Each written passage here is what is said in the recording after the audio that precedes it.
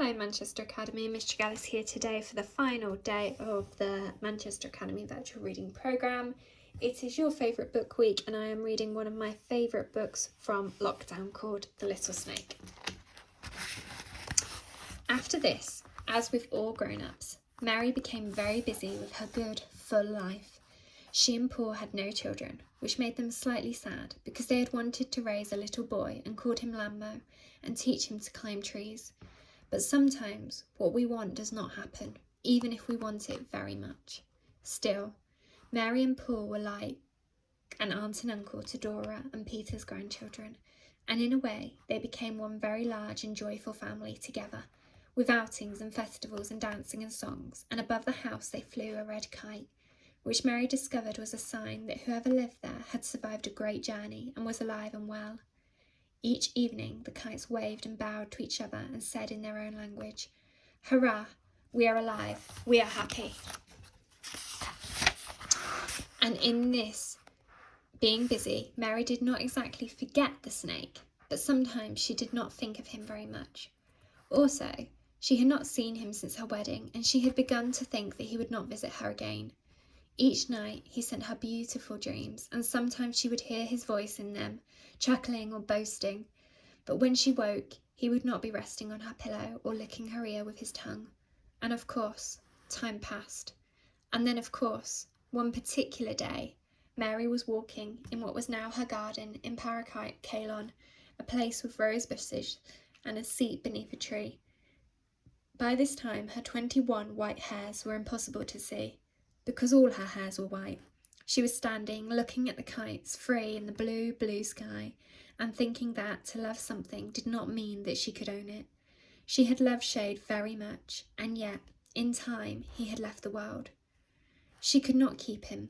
She had loved Paul very much, and yet, in time, he had left the world. She could not keep him. Since Dora's children had moved away, Mary was the only human in the house with the friendly blue door and blue shutters, and the snake that she loved so much must have come to call there many times. But she had not seen him or heard him, because loving him did not make him appear when she wanted. This made her sad, even though she understood that she and Shade and Paul, Dora and Peter had lived very long and wonderful, lucky and marvellous lives. Still, these thoughts were making her a little sad, and when she felt a tickle at her ankle and looked down to see a glimmer of gold and the blink of 2 red eyes, "Mary, you have changed." "I have grown old, Lammo." She smiled and watched as the snake sleeked upwards until he was sitting neatly in her palm, just as handsome and proud as he ever was. For the snake never did change. "Time has passed." "Well," the snake flickered his tongue, "I did not quite mean to be away so long."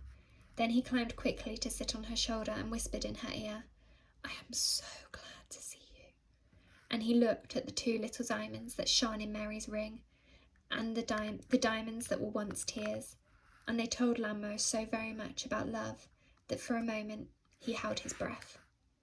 Seeing Lammo made Mary feel almost as if she were a young girl again, and that soon it would be time for school, and that somehow she would walk into a room somewhere and her parents would be sitting there with a table set for dinner. "And I am so glad to see you." She turned and kissed his elegant golden head, something that no other human being would ever be permitted to do. "Hello, and thank you." "Oh, I did nothing really." The snake might almost have been blushing, if it were not impossible for snakes to blush. He rustled his scales so that they sounded like the waves on a wonderful shore, far away. "Hardly anything." "You saved my life, and Paul's, and Shade's." Then there was a pause, and a silence that glistened like molten gold in sunsets and furnaces. It felt like diamonds. The snake spoke again to Mary in his softest and gentlest voice. "I never saved lives." And these were the saddest words he had ever tasted. "You are wrong." Mary shook her head and smiled. "You saved us." Then she went and sat under the tree that gave a good view of the mountain range she had climbed over so many years ago with Paul and Shade to find peace. The snake kissed her cheek and sighed.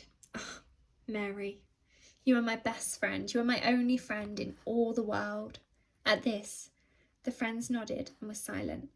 Then the snake kissed her again, once on her forehead and once on her hand, just where his tooth had brushed her. Then he slipped down into the grass and lay like a resting bolt of lightning.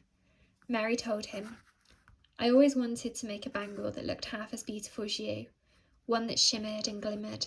The snake blinked and raised his head, and Mary could see that he was crying and could say nothing more. She said, "But I think that I have no more time to try." And the snake she called Lammo waited in the grass for her to come and meet him. But when she stood and took a step, he cried out, "No, no, Mary, you must remember that when you take very tiny steps, the garden will grow and grow. Take only the very tiniest steps."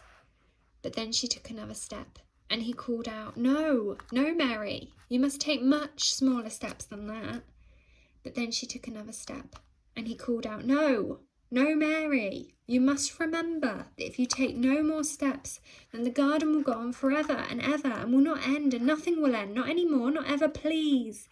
And that was the first time the snake had said, "Please, please." And that was the second time, "Please." And that was the last time the snake ever said please. And what happened next, I cannot tell you. No one can make me. So this is almost, but not quite, the whole of the story of how a snake's heart learned to beat. And this is almost, but not quite, the whole of the story about a remarkable, wise little girl called Mary, and the friend that she called Lammo. And this is almost, but not quite, the whole of the story of something wonderful and terrible and strange. And it may be that Mary and Lammo are waiting with each other in the garden to this day. I know they both would have liked that.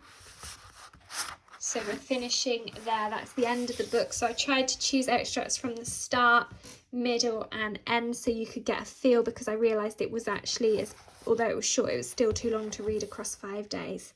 Thank you for listening. Take care. Bye.